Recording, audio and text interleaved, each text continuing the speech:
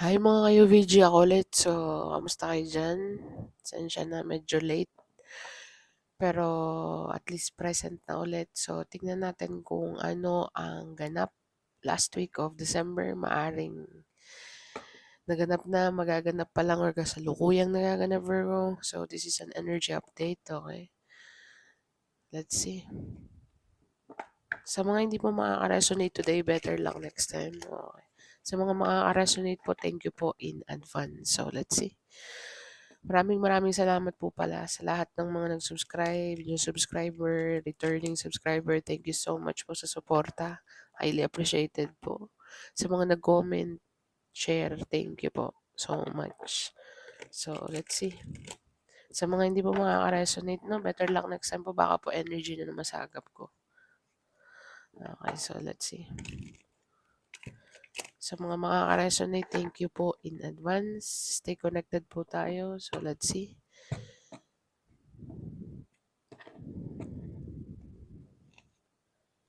Seven of Cups. Page of Wands.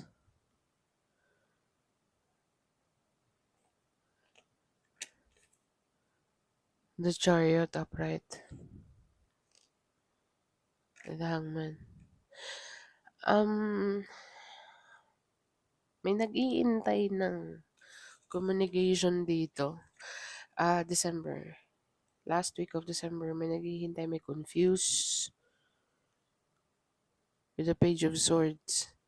Last conversation. Hindi ko alam kung career, love department. Just take out resonate, Virgo, and leave what doesn't. So, but the Chariot card regarding sa travel or regarding moving somewhere or move on mentally, emotionally, physically, there is a delay.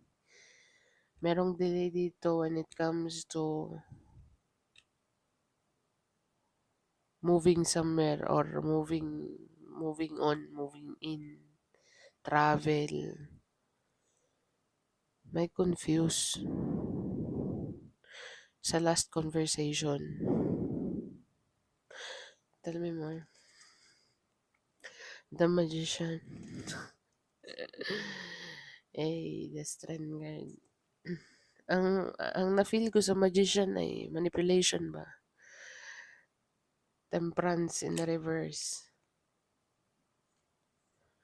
And the Four of Cups. Someone, hindi ko alam, Virgo, who are you dealing with? But this December, last week of December, merong confused. I think yung manipulation tactic dito is hindi gumana. Together with the Strength Guard, ang lakas ng dating ng last conversation nyo. I think ikaw ang nag-close.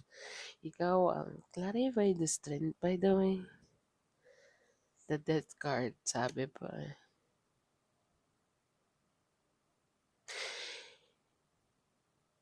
I think nag-leave ka ng marka dito para bagang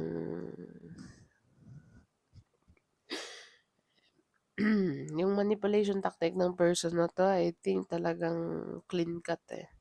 Inisa mo lang pero in a very good way. Kasi Page of Swords is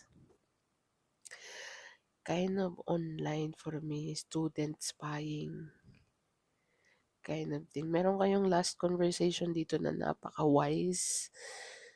Naakala niya siguro, hindi ko alam kung sino tong kinakausap ko eh. Kala niya siguro, yung manipulation tactic niya is yung pag-act cold. The Empress. Baka nakakalimutan niya. Wala pa tayong gender sa energy, by the way. Baka nakakalimutan kung sino man tong nakakalimot. Yun. Player type energy, guys. I will show you how it's done. Kind of energy ang naririnig ko dito. Pero sa nakikita ko, i-breakdown ko tong part na to. December, last week of December is merong mapapaisip, is very confused sa mga last combo nyo.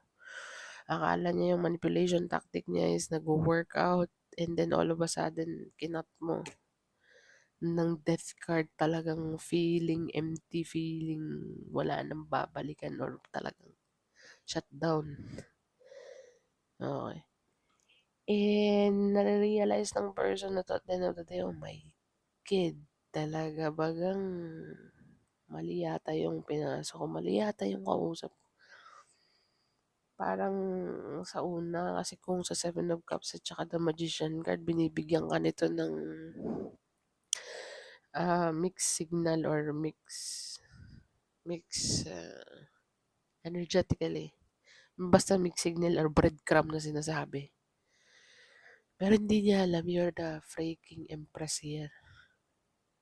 Ginaano mo lang siya, sinasakayan mo lang kasi with compassion ayaw mong ma-feel niya na para bang nakikita mo na ang gustong mangyari niya in advance tapos sinasakayan mo lang at the end of the day. At the end of the day parang, "Oh, okey fine." Then boom, yun nakita niya dito how strong you are when it comes to communication. Tapos parang para bagang cut off ang drama dito, eh. Para bang merong conversation na nag-open up siya and things of that nature, da-da-da-da-da, da-da-da. Tapos ikaw naman on the another hand, "Yeah, okey sige ganito." And then nawala lang ng parang bula. Yung last convo niyo kung ano man yun, this person is spying on you by the way. Ang lakas ng dating, lakas ng with the strength card at saka the death card, lakas ng impact kaya sa kanya. Hindi ko alam kung sinong kinakausap ko pero magkakaroon siya ng nostalgic energy when it comes to you. Last combo. At saka regarding sa travel, hindi ko alam kung anong connect. Hindi yata siya out of balance siya. Temperance card is nasa reverse. At saka yung chariot card moving forward. So, ibig sabihin, moving siya forward pero walang direction kind of energy. Out of balance siya. Walang destinasyon, takbo lang ng takbo. Okay, fine. Doon na tayo, life goes on. Kailangan mong straightforward ka lagi. Merong perspective tong person na 'to na, baka isa ka lang sa mga chapter or baka ikaw may perspective ka na isa isa lang 'tong person na 'to sa chapter ng life mo na hindi magla-last long, gets mo? People come and goes. Para baga yung kanta na, "Bitches come and go, but you know a stick." Yung parang ganong theme. Ay, the Two of Cups, god damn. Merong hindi maka-move on dito, I'm sorry to say. Um, with the Temperance card, this person is, kung sino man ang kinakausap ko ngayon, feeling unbalanced. So, expect some communication. Bakit ko nafe-feel? Yung communication dito may delay lang. Okay. Kasi sa base sa dalawang card na to with the Hangman at saka Four of Cups, this person ayaw niya magkaroon ng miss opportunity dito sa'yo. Clarify the Four of Cups, Ace of Cups. I told you, dang. Virgins. I think this is a new person. You meet someone online. I think, I don't know if that's the case. Kasi ang highlights dito is the Page of Swords, which is my online card. Seven of, not online card, yeah, internet card. Spying something. Anong platform meron ka? This person is lurking, confused. Manipulation tactic niya hindi gumana sa'yo with the Empress card. Do'n niya nakita yung pagka-wise na well-experienced ka when it comes to I think yung sinabi mong meron ka ditong conversation with the Death card and the Strength card. Pero very compassion pa rin the way na i-deliver mo yung sinabi mo. Para bagang na-shock siya na, dang, with the Seven of Cups. Para bagang you've been there, done that. Empress kasi is well experienced. I'm sorry. Okay. Para sa mga crosswatcher, just take out resonate po. Pero this is a new person, Virgo. Sa December, magkakaroon siya ng or mafe-feel mo energetically kung ano ang intention ng person na to. Talagang yung ang lakas ng conversation dito with the Stand card, ang lakas ng iniwan mong Para po yung combo niyo inuulit na feeling niya kasi with the Two of Cups, belong ka sa kanya. Nine of Swords. Nagkakaroon na siya ng sleepless nights dito at saka anxiety when it comes to the Two of Cups. Okay, Two of Cups is parang na-feel niya yung kuryente ba? Ace of Cups, dang, Four Kings.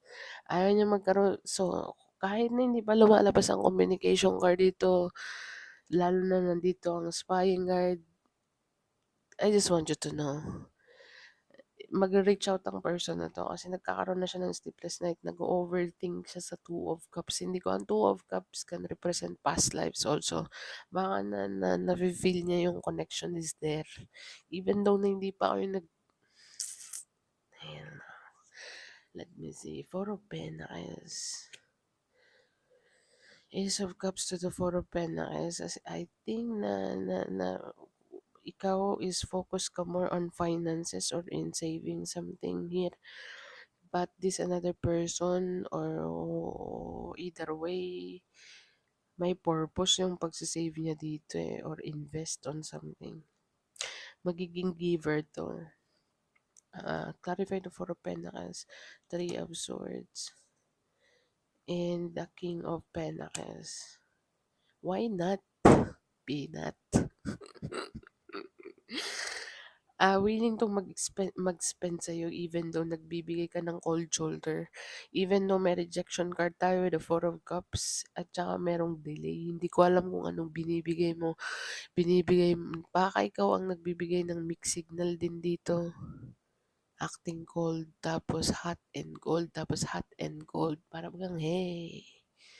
Kasi parang sa nakikita ko, hindi ko alam kung alam mo din yung gusto mo eh. Or maybe talagang intention mo na i-confuse ang person na to. Kasi kung Empress card, alam niya kung anong gusto niyang mangyari sa buhay niya, okay? So, depende na lang sa sitwasyon. Either, ilalagay niya yung sarili niya sa posisyon na alam niyang mai-stuck siya or you know what I mean. I-manipulate niya yung sitwasyon itself. Pero this person, either way, gusto niyang mag-spend sa'yo or ipamper ka na to with the King of Pentacles, kahit naman na nafe-feel niyang rejected siya by you or nagpapa-delay ka or basta this person sees the situation with you in a different perspective or maybe this is you. Meron tayong sleepless night, moving forward, travel, Virgo, nakikita ko dito, end of December or maybe communication, big transformation din ng expectation ng person na to when it comes to you, restart your beginning, Ace of Cups, Death card, Strength card. Nakikita ka niya as wifey or husband material. Actually, ah, based lang sa mga nakikita niya or hindi ko alam kung um, sinesearch ka nito sa lahat ng engine search bar na makita niya. I don't know. Pero someone is obsessed with this Nine of Swords. Not obsessed, pero overthinking, having sleepless nights. Regarding sa Two of Cups, alam niya sa sarili niyang imbalance ng mental health niya tsaka emotional health niya is very imbalanced, overthinking things. Having the Ace of Cups with you. Because I think may na-trigger ka sa person na to or maybe ikaw na-trigger ka, as I said, either way.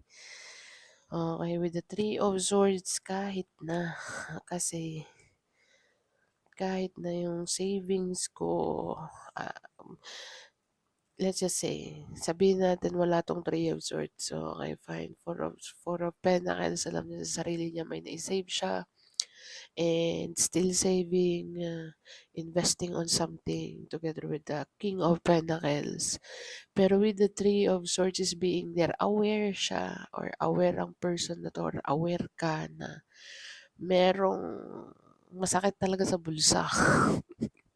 Pag hindi mo makuha yung expectation na ini-expect mo. Pero this person is a king. So alam niya kung paano magdiskarte. alam niya ang mentality niya is okay lang at least, nag-try ako, at least na-experience ko or at least you know what I mean? In order in order for this Ace of Cups to come true, you know what I mean? This is a new beginning and this is love, kind of blissful love. But with the Four of Cups and the Hangman, even though na feeling rejected or feeling ignored, together with the Hangman, this person sees the situation in a different perspective. Pero on the another hand dito sa issue ng another person, di ko alam kung sino kinakausap ko kaya sinasabi ko person na lang. Bahala ka kung saan ka magfi-fit in diyan, either way. The another person naman is hmm, gusto niyang i-manipulate ang sitwasyon din kasi hindi niya rin alam kung talaga bagang ito na i-test or not yet, or ayaw niya din ilagay ang sarili niya sa sitwasyon na alam niyang mai-stuck siya for good. You know what I mean? Independency. Ang Empress kasi is very creative, productive, lots of ideas, motherly, feminine energy. Willing mag-provide ang King of Cups. Wala po tayong gender din. Pag sinabi kong king, maaaring lalaki ka or babae kang nanonood nito. Nagbe-base lang po tayo sa energy, okay? So, which is ang energy walang gender. So, just take out what's resonate. But big transformation, that card is here. Okay. May nakita kong runner chaser dito. Ang scenario na nakikita ko dito, runner at saka chaser. Yung isa, very independent. Ayaw niya magkaroon ng another na decision na alam niyang matatied up siya for good. And the another person naman is willing to settle, longing for a very long time. Yung connection, I think meron kang na-trigger dito or meron siyang na-trigger sa'yo. Kasi meron na tayong sleepless nights at saka out of balance with the temperance card, pero moving forward pa rin, wala akong pacts or walang pacts ang person na to. I mean, mentally, yun. Nararamdaman ko yung ano niya, yung urge ng energetic field niya, para bagang porsigido siya. Yun. Just expect some communication, Virgo. End of December. Okay, or maybe more. So that's what I have. Let's see, tingnan natin. Lalabas pa ako ng last 3 cards. Page of Cups. Hell no, the full major arcana. And the Ten of Wands. And the Queen of Cups. So, ayan. Ang sa nakikita ko lang dito, Virgo, this is a very positive. Four of Wands, positive talaga. I-wrap up ko na tong reading na to kasi puro love ang nakikita ko at saka hindi ko naman sinabing hate ko ang love, pero 'di ba napapangalanan ko na lang nga yung channel ko ng love reading gani kasi yun lang naman din na lagi ang nagpa-pop out eh. Makulit ang energy ng person na 'to eh, kung sino man 'to. I mean bago or I think this is a bago, Virgo. This is a new person with the full card, Ace of Cups. With the Page of Cups, this person is going to offer you something emotionally, not that much. Pero ikaw ang nagpapakita dito ng um, not fully. Parang bare minimum. Nagbibigay ka ng bare minimum na emotion dito sa person na to, which is nafe-feel niya na there's a lot more than meets the eye pagdating sa kaya mong i-offer emotionally, mentally, tsaka sa physically. Dang. And with the full guard, Virgo, this is taking a leap of faith. Bahala na. May bangin ba dyan? Ano bang mababagsakan ko? I don't care with the future. Hindi niya, ang iniisip niya is now. Okay, nag-iisip siya ng future. Hindi ko alam kung sino pinapoint out ko. Baka ikaw or siya. Basta merong isang person dito na may mentality siya na cherish the moment. The time is now. rain or shine, do or die kind of energy. When it comes to transformation, tagal niya na kayang hindi ko alam kung sino nag-iintay dito, baka ikaw or siya. Pero big transformation, definitely with the death card and the full card.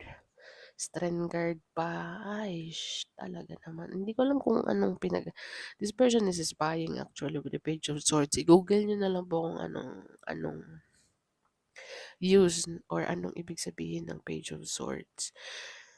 Isabay niyo na rin po yung mga naging clarification niya pababa. So, para makita mo kung ano talagang ibig sabihin ng part na to.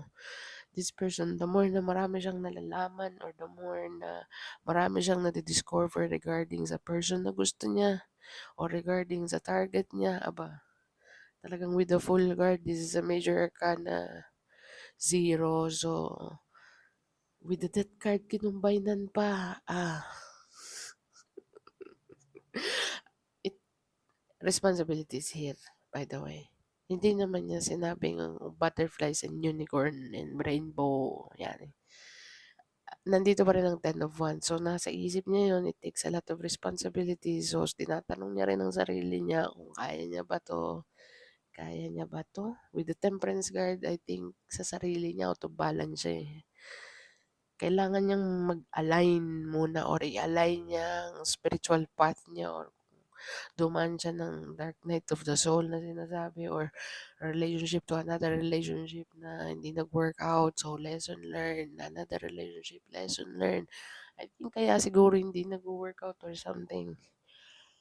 Kasi merong kailangang i-meet dito halfway. Maybe this is you or maybe this is the person that you're dealing with or going to be dealing with in the future. This is a new person, by the way. So, with the Four of Wands, stability, family. Oh, tignan mo naman yan, Nay. This person sees you as the foundation na kaya niyang worth it na ipag, ano ba yung word na yan? Worth it na i-build ng something hindi masasayang. I mean, let's just say kung ikaw to, you've been there, done that, paulit-ulit. So, cycle is already broken. Both of you are matured. So, matured na rin siya, matured ka na rin. I think, hindi ko ma-specify kung anong age. Late 30s or late 40s. Something in that line or maybe ikaw yun. Pero sa nakikita ko dito, merong mentality tong person na to na it takes a lot of work and it takes a lot of responsibility.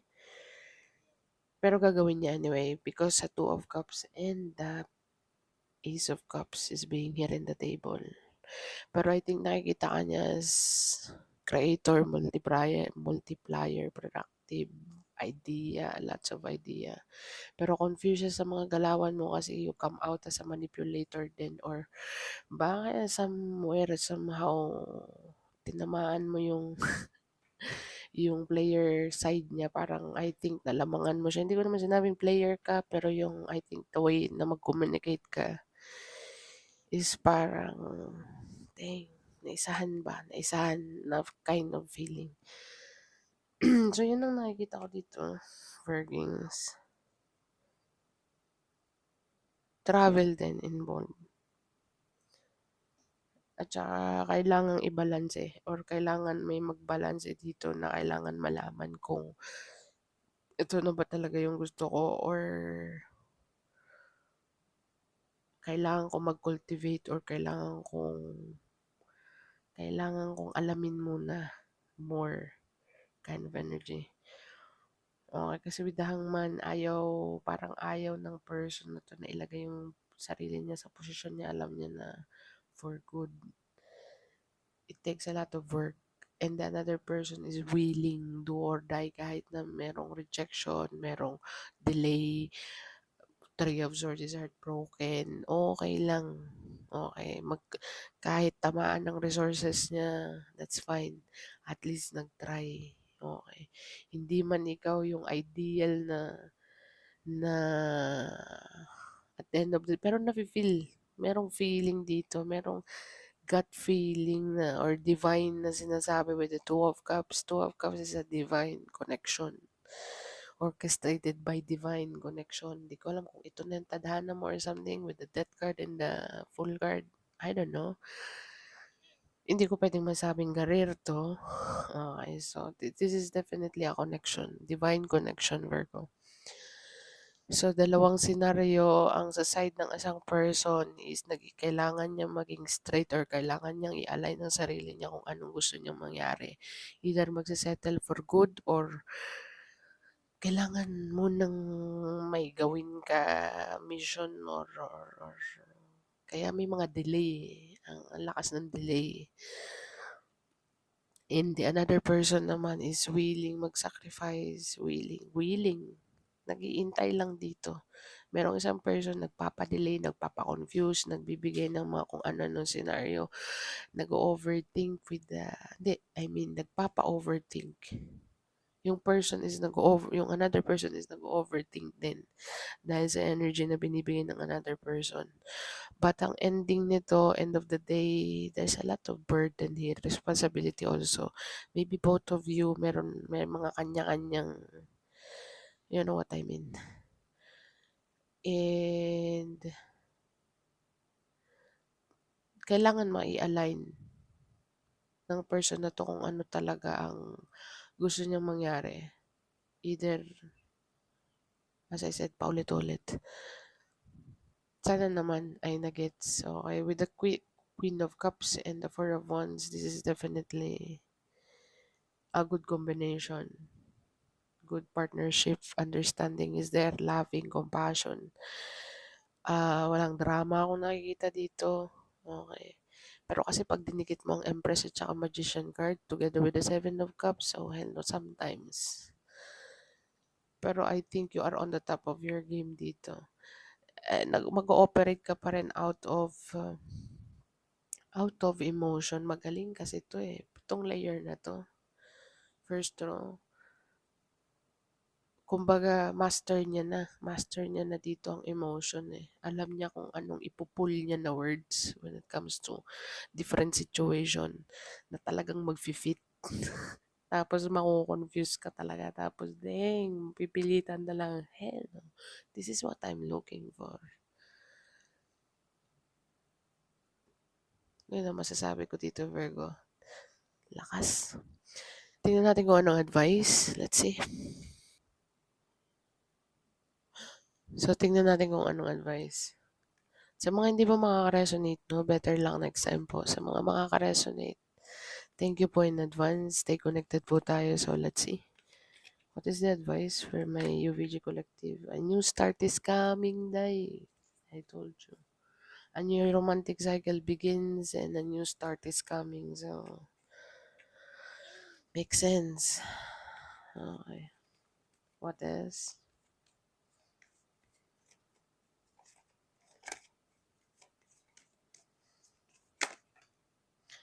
Have faith in your dreams, Virgo.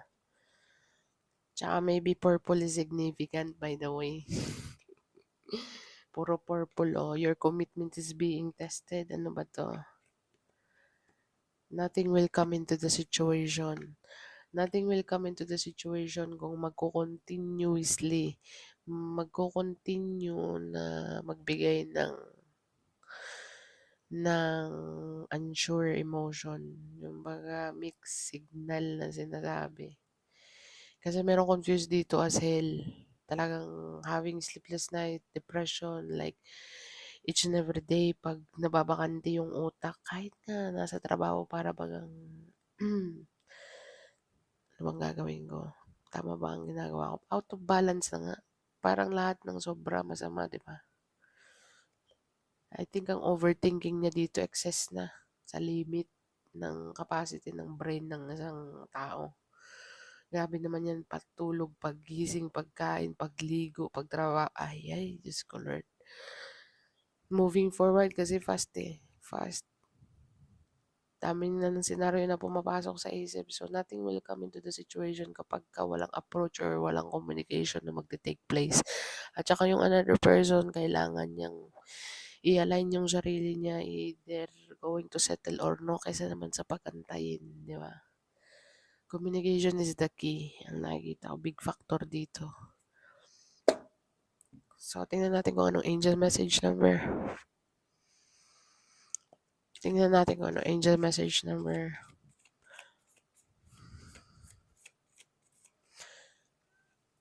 Advance Merry Christmas po pala mga UVG dyan. Advance Merry Christmas, Happy New Year.